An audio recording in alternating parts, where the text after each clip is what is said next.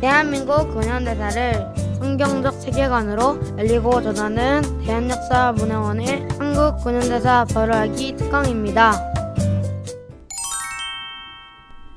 자유를 위해 부름받은 사람 5번째 이야기. 자유를 지키기 위해 미국으로 간 이승만의 이야기입니다. 우생마사라는 사자성어를 들어보셨나요? 평상시 잔잔한 강이나 호수에 소와 말을 풀어놓으면 둘 다 헤엄쳐 살아나옵니다. 하지만 홍수가 나서 물살이 거셀 때 소와 말이 강에 빠지면 헤엄이 서툰 소는 살아남고 힘이 세고 헤엄을 잘 치는 말은 죽는다고 합니다. 말은 거센 물살을 거스르려고 발버둥 치다 힘이 빠져 죽지만 소는 물이 흐르는 대로 떠내려가며 육지를 밟고 살아나는 데서 나온 말입니다. 이승만의 인생이 바로 우생마사와 같다는 생각이 듭니다. 그가 자신의 지혜와 능력을 믿고 저항하던 때 오히려 절망뿐이었다면 그가 기독교로 개종하고 난 후 하나님의 인도하심에 자신을 맡기고 나면서부터 그의 인생은 놀라움의 연속이었습니다. 자, 이제부터 하나님과 동행하며 놀라운 역사를 주도한 이승만의 행보를 따라가 보겠습니다. 이번 시간엔 먼저 이승만이 조선을 넘어 드디어 세계 무대로 걸어 들어가는 그 시작점, 미국 유학 이야기를 해볼까 합니다. 1904년 8월 7일 이승만이 투옥된 지 5년 7개월 만에 한성 감옥에서 추록했을 때 대한제국은 여전히 러일 전쟁이 진행되고 있었습니다. 물론 전쟁의 양상은 일본의 승리로 기울어져 있었죠. 이승만은 추록 당시 대한제국의 상황을 그의 비망록에 이렇게 기록했습니다. 내가 감옥의 낡은 철문을 걸어 나왔을 때 대한제국 정부에 대한 러시아의 영향력은 이미 분쇄되었고 승리한 일본군은 대한의 목을 조르고 있었다. 일본은 대한의 독립을 위해 싸우고 있다고 전 세계에 알려져 있었고 그래서 서방 국가들의 정신적 내지는 물질적인 지원을 받고 있었는데 지금 일본은 대한을 그들의 군대 소나기에 넣었고 그들이 보호할 것이라고 약속했던 바로 그 삶을 대한에서 약탈하기 시작했다. 정말 그랬습니다.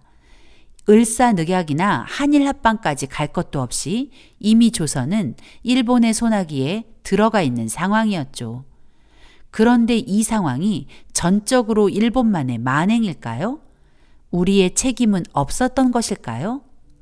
러일 전쟁이 발발한 1904년으로 잠시 돌아가 보겠습니다. 1904년 2월 러일 전쟁이 발발하면서 그달 23일 덕수궁에서 한일 의정서가 작성됩니다. 이 의정서의 핵심은 대한제국의 안전을 지킨다는 명분으로 대한제국을 일본의 군사기지로 제공한다는 것이었고 이 의정서에 고종이 합의 서명을 하면서 일본은 어떤 제재도 없이 대한제국에 군대를 들여보내게 되었습니다. 그리고 6개월이 지난 1904년 8월 22일 러일 전쟁에서 일본이 승리를 확정 지어갈 무렵 대한제국과 일본은 제1차 한일협약을 맺게 됩니다. 이 협약의 핵심은 일본인을 대한제국 정부 재정 외교 고문으로 안치겠다는 것이었습니다. 마치 도둑에게 안방을 내어준 격이었죠. 겉으로는 일본의 강압에 의해 힘없는 나라가 굴복한 듯 보이지만 이 협약 이면에는 한편의 막장 드라마와 같은 뒷거래가 있었고 그 결과 이런 굴욕적 상황을 맞이한 것입니다. 그 막장 드라마의 주인공이 바로 대한제국 황제 고종이었습니다. 고종은 한일 의정서 체결 전인 1904년 2월 17일 이미 창덕궁 후원을 일본군 12사단에게 내어주었습니다.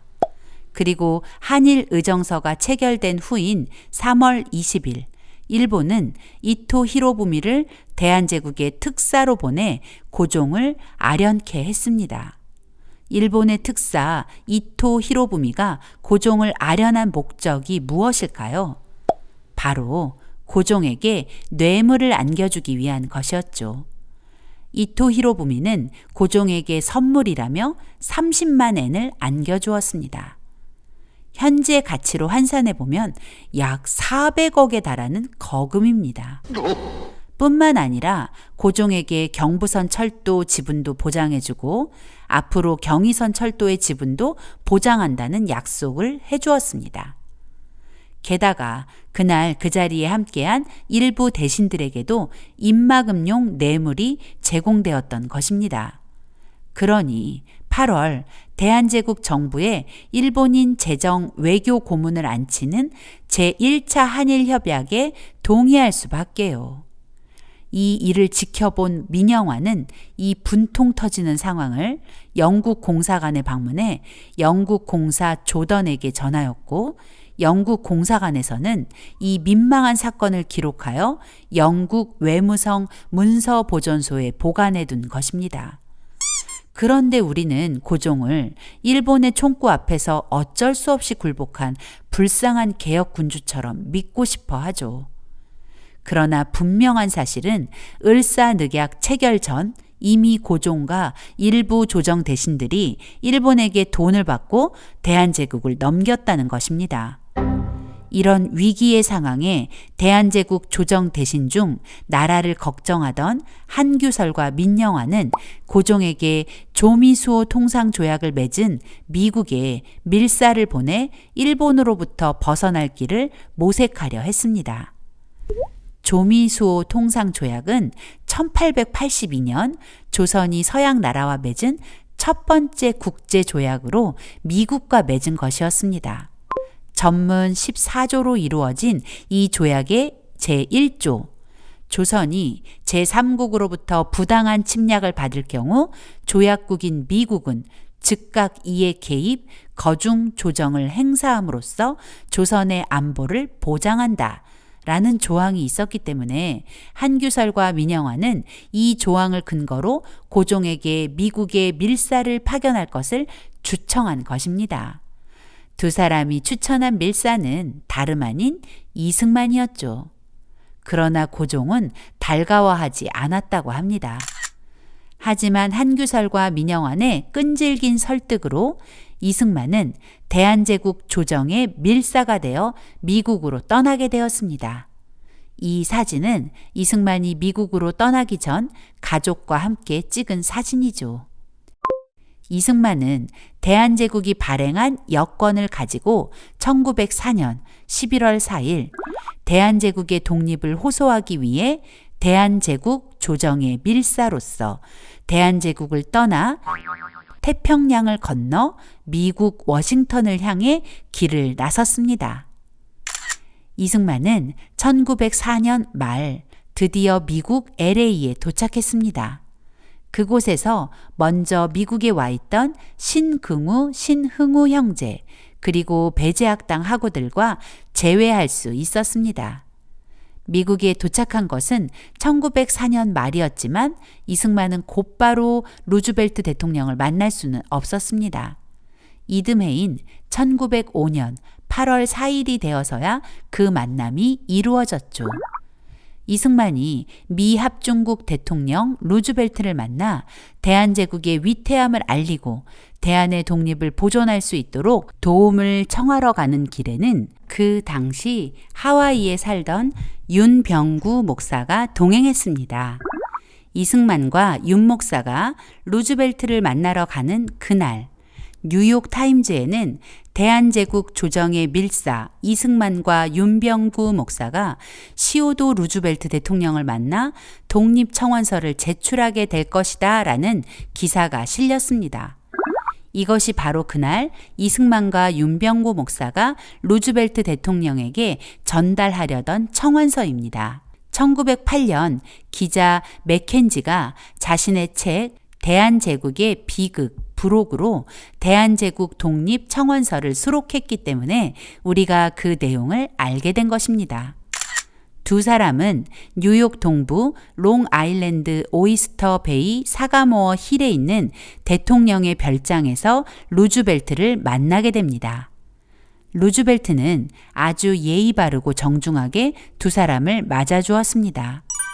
이승만은 조미수호 통상조약을 근거로 위태함에 처한 불쌍한 나라를 건져달라는 독립청원서를 루즈벨트 대통령에게 내놓았습니다.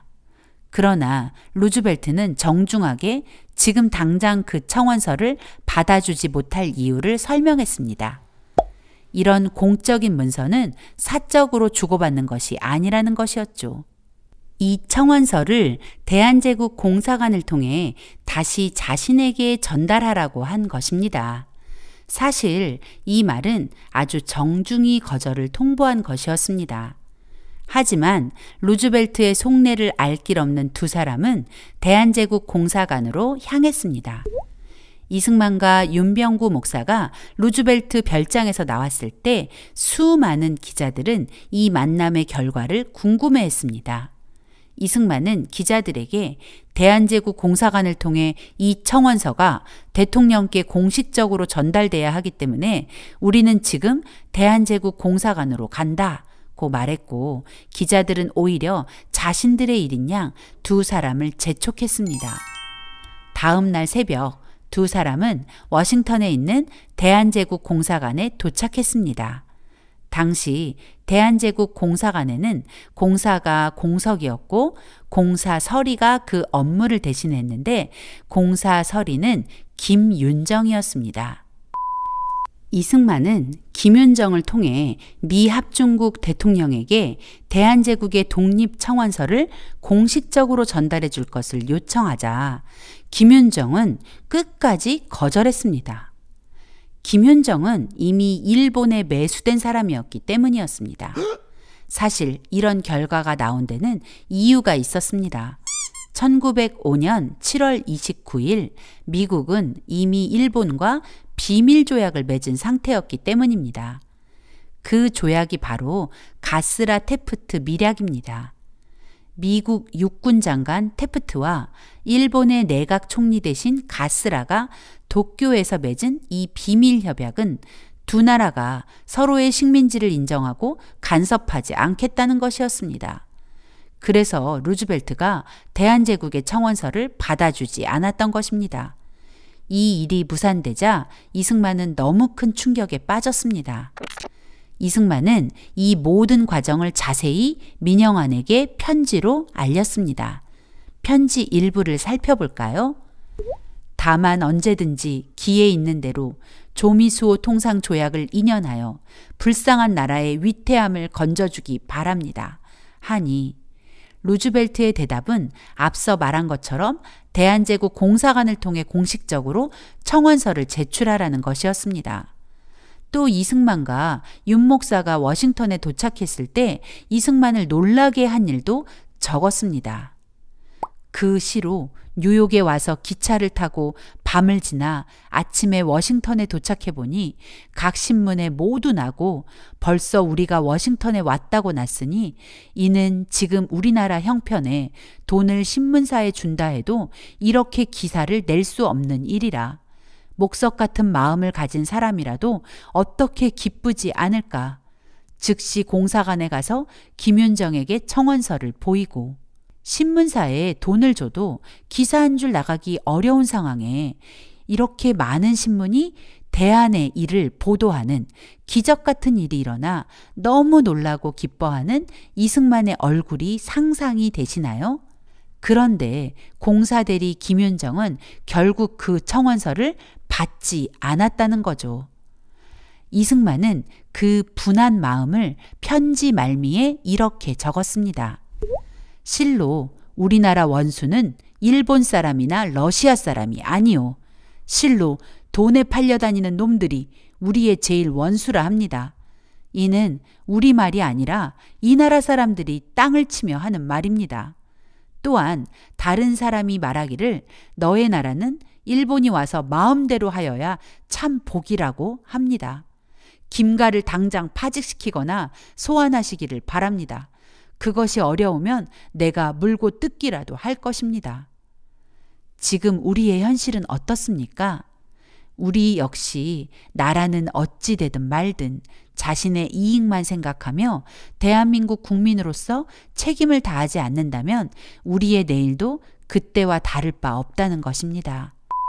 결국 1905년 11월 18일 대한제국은 일본과 을사늑약을 맺고 외교권을 빼앗기며 사실상 일본의 속국이 되었습니다. 그 책임은 왕과 조정 대신 그리고 백성 모두의 것이었습니다. 이승만은 빼앗긴 나라를 되찾으려면 배워야 한다고 생각했습니다. 그래서 그는 밀사로서 사명을 마친 후 유학을 하기로 계획했습니다. 선교사들 역시 이승만에게 유학을 권했고 언더우드 선교사와 게일 선교사를 비롯한 여러 선교사가 이승만을 위해 진심 어린 추천서를 써주었습니다. 미국에서 추천서란 그 사람을 내가 보증한다는 의미가 있습니다. 그만큼 아무에게나 써주지도 않고 받기도 어려운 것입니다. 많은 선교사가 이승만을 위해 추천서를 써주었다는 것은 이승만의 됨됨이가 훌륭했고 성실하고 유능했다는 것을 의미하죠. 게일 선교사는 워싱턴 및 미국 각지에 있는 기독교 형제들에게 그리고 워싱턴 개학교회의 루이스 햄린 목사님에게 보내는 2통의 추천서를 써주었는데 게일 선교사는 이 추천서를 통해 이승만이 어떤 사람인지 정확히 설명하고 있습니다. 추천서의 내용을 요약하면 이승만의 그리스도인으로서의 신실함, 한성 감옥에서의 개종과 한성 감옥의 기적, 그의 세례 문제, 그리고 앞으로 이승만의 학업에 도움을 달라는 내용이었습니다. 이승만은 언더우드 게일 선교사와 여러 선교사의 추천서를 합하여 모두 19통의 추천서를 가지고 미국에 온 것입니다. 게일 선교사의 요청으로 이승만은 1905년 4월 23일 워싱턴 개학교회의 햄린 목사에게 세례를 받고 그 교회의 성도로 미국 생활을 시작합니다. 이승만이 그때까지 세례를 못 받은 상태였는데 그 이유는 자격이 없어서가 아니라 그 당시 서울에 있던 많은 선교사들 모두 이승만에게 세례를 주고 싶어 했기 때문입니다. 이승만이 서울에 있을 때 게일 선교사님에게 세례를 받고 싶다고 요청했지만 게일 선교사는 동료 선교사들의 마음을 생각하여 미국의 햄린 목사에게 세례를 부탁한 것이죠.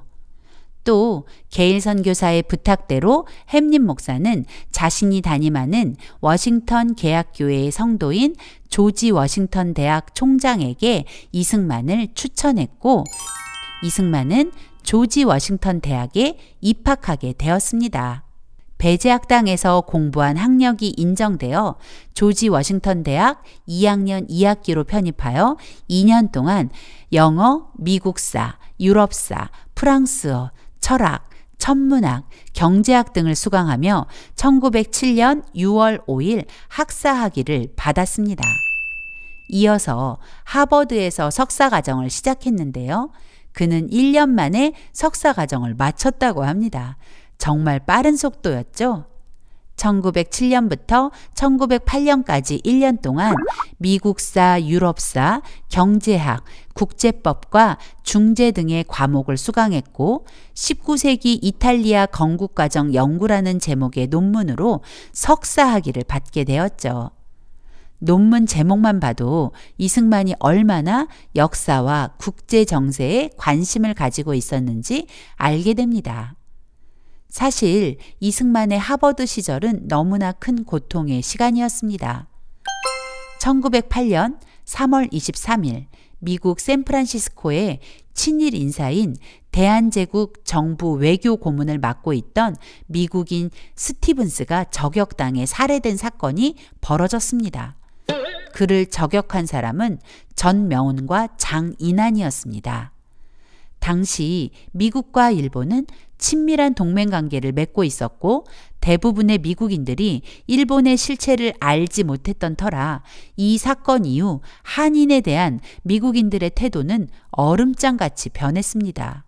이승만에게도 그 여파가 미쳐 석사 과정을 밟는 동안 큰 어려움을 겪어야 했습니다. 그럼에도 이승만은 나라를 되찾아야 한다는 사명감으로 그 시간을 견뎌낸 것이죠. 그리고 이승만은 1908년 프린스턴 대학에서 박사과정에 들어갔습니다. 프린스턴에서 이승만은 정치학과 국제법을 집중적으로 공부했습니다. 국제법과 외교, 미국 헌법사, 미국사, 철학사뿐 아니라 심지어 신학교 기숙사 칼빈 클럽에 기숙하며 신학 강좌를 계절학기로 수강하여 신학 학사 학위까지 취득했다고 합니다. 학부부터 박사 과정까지 그의 수강 과목들을 보면 역사가 한 번도 빠지지 않습니다. 아마도 그는 과거를 지배하는 자가 미래를 지배하며 현재를 지배하는 자가 과거를 지배한다는 사실을 이미 알고 있었던 것 같습니다. 1910년 이승만은 미국의 영향을 받은 중립주의라는 박사 논문으로 박사학위를 취득하였습니다. 명문대학을 그것도 3곳을 다니면서 5년 만에 박사학위를 취득했다니 정말로 놀랍죠. 더구나 그의 박사 논문은 우수 논문으로 후일 프린스턴 대학 출판부에서 단행본으로 출간할 만큼 수준 높은 논문이었다는 것에 주목할 필요가 있습니다. 몇 년 후 이승만 박사가 일본의 탄압으로 미국 망명 생활을 시작하면서 단행본으로 나온 그 논문을 받아볼 수 있었습니다. 엄친아, 엄마 친구 아들이라는 말을 많이 하는데 이승만 박사가 바로 원조 엄친아라고 할 수 있습니다. 그 당시에 미국인의 대학 진학률은 인구의 5%밖에 안 되었다고 하는데 이승만 박사는 대학원, 박사학위까지 받았으니 미국 사람들도 부러워할 만한 학력이었습니다. 더구나 당시 미국의 역대 대통령 중에서 이승만 박사보다 뛰어난 학력 소지자가 없었다고 하니 이승만 박사는 당대의 엄친아 중 최고였다고 할 수 있죠. 이승만을 연구한 고 유영익 교수의 글을 보면 이승만이 당대의 엄친아였음을 확인할 수 있습니다. 이 박사는 동시대의 다른 유학생들에 비해 더 유명한 대학을 다녔고 또 최초로 국제 정치학 분야에서 박사학위를 따냈기 때문에 군계 일학격이었다고 하겠다. 미국 대학에서 2년여 기간에 인문, 사회과학 분야에 박사학위를 취득한 사람은 한국인으로서 이승만이 최초일 뿐 아니라 미국인으로서도 극히 드물다. 19세기 후반과 20세기 초에 걸쳐 일본과 중국에서 우리보다 먼저 수많은 유학생을 구미에 파견했지만 그들 중에 이 박사의 학력에 필적할 인물은 그리 많이 배출되지 않았다. 네, 이승만은 정말 탁월한 사람이었습니다. 이승만이 공부를 한 목적은 자신의 성공을 위한 것이 아니었습니다.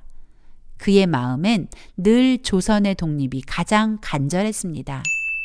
때문에 이승만은 나라를 되찾기 위해서 공부함과 동시에 기회가 주어지는 대로 강연과 연설을 하며 조선을 알리는 일에 힘을 다했습니다. 이승만은 조지 워싱턴을 졸업할 무렵부터 5년 동안 약 200번이 넘는 강의와 강연을 했다고 하는데 많으면 한 달에 13번까지 강연을 했다고 합니다. 그는 기회가 있을 때마다 조선이 어떤 나라인지 일본의 처사가 정의롭지 못한 일이라는 것을 알리는 일을 멈추지 않았습니다. 그 예로 그의 인터뷰 기사들을 몇 가지 소개할까 합니다. 그가 미국에 간 지 얼마 되지 않은 1905년 6월 이승만의 인터뷰 기사가 워싱턴 타임즈에 실렸습니다. 이 광고는 어제 우리 타임즈의 칼럼란에 게재할 것을 요청받은 것으로 이 어린아이의 아버지인 이승만을 도와 그 소년이 거주할 곳을 찾아주려는 목적이다. 이 광고의 이면에는 어느 한국 출신자의 비상한 용기와 인내심, 박해와 투옥에도 굴하지 않은 결심의 스토리가 담겨 있다. 이승만의 표현대로 한국은 지금 절실하게 기독교를 필요로 하고 있다. 기억도 할 수 없이 오래전부터 그 나라를 지배해온 유교를 대체하기 위해서이다. 사실 이 기사의 목적은 상의도 없이 미국으로 보내진 아들을 자신이 공부할 동안 보호해 줄 것을 요청하는 인터뷰였습니다. 하지만 이승만은 그 기회를 잡아 조선의 상황을 이야기했고, 그를 인터뷰한 기자는 이승만의 말에 매료되어 이승만의 말들을 신문에 고스란히 옮겨주었습니다. 이승만은 러일 전쟁의 영향에 대해서 신문을 통해 일본은 약속을 지키지 않을 것이며 한국은 명목상의 독립만을 유지할 것이고 일본의 군사적 지배가 은자의 왕국 구석까지 퍼질 것이다 라고 담대하게 외친 것입니다. 1907년 6월 13일자 워싱턴 포스트는 이승만이 YMCA에서 강연한 내용을 조용한 아침의 나라 한국이라는 제목으로 소개했습니다. 이승만은 강연에서 한국의 풍물 사진까지 동원했다. 이승만이 보여준 100매가 넘는 사진 중에는 장옷을 입고 언제나 눈을 내리깔고 나들이 하는 중인 계급 부인들의 사진도 포함되어 청중의 호기심을 자극했다. 한국의 양반집 여인들에 관한 슬라이드를 보여주지 못하는 이유는 지체 높은 여인네들은 집 밖으로 나서지 않기 때문이라고 설명했다. 연설을 마치자 청중 수백 명이 이승만에게 박수갈채를 보냈다. 조선의 문화를 알리는 것이 무슨 나라를 구하는 일인가 싶으시죠? 당시 미국에는 조선과 일본이 한 나라라고 생각하는 이들이 많았습니다. 또는 일본이 조선을 지배하는 것이 조선의 좋은 일이라고 생각하기도 했죠. 일본의 언론 플레이는 정말 놀라웠으니까요. 때문에 이승만은 조선의 고유한 문화를 알려 조선이 독립적인 나라라는 것을 말하고 싶었던 것입니다. 또 뉴저지주 뉴여크에서 발행한 모닝 스타지 1907년 7월 25일자 이승만 인터뷰 기사는 아시아 전체를 집어삼키려는 일본과 러시아의 야욕은 마찬가지다. 그러나 방법에서 두 나라는 다르다. 지나친 자만으로 충만한 러시아는 러일 전쟁 기간 중 외부 비판에 별로 신경을 쓰지 않았다. 그러나 일본은 달랐다. 선량해 보일 필요가 있다는 생각에 서양 문명이라는 양가죽으로 늑대의 본성을 위장하려고 애썼다. 결과적으로 러시아는 빈수레가 요란한 셈이었다. 그러나 일본의 총은 조용히 적의 심장을 겨눈다. 일본에 굴복한 한국인은 아무도 없다. 강대국들은 정의의 대의를 위해 한마디도 못하고 있다. 일본을 자극해 극동의 상업적 이해관계에 영향을 미칠 것이 보이지 않는가? 약소국들에 대한 불의로 얼룩진 평화를 영원히 지속할 수는 없다. 이승만이 하버드에서 석사과정을 공부할 당시인 1907년 평양에서는 장대현 교회를 시작으로 놀라운 대부흥이 번져가고 있었습니다. 이승만이 이런 기회를 놓칠 리 없었습니다. 1908년 피츠버그 1차 세계 선교 대회에서 이승만은 미국 사람들을 향해 이렇게 외쳤습니다. 나는 하나님께 감사합니다. 지금 조선은 기회를 가졌기 때문입니다. 이것은 하나님의 기회입니다.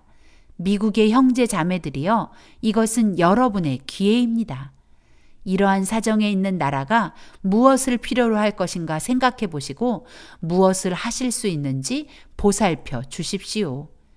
빨리 조선 땅에 들어가라. 그리고 조선을 깨워라.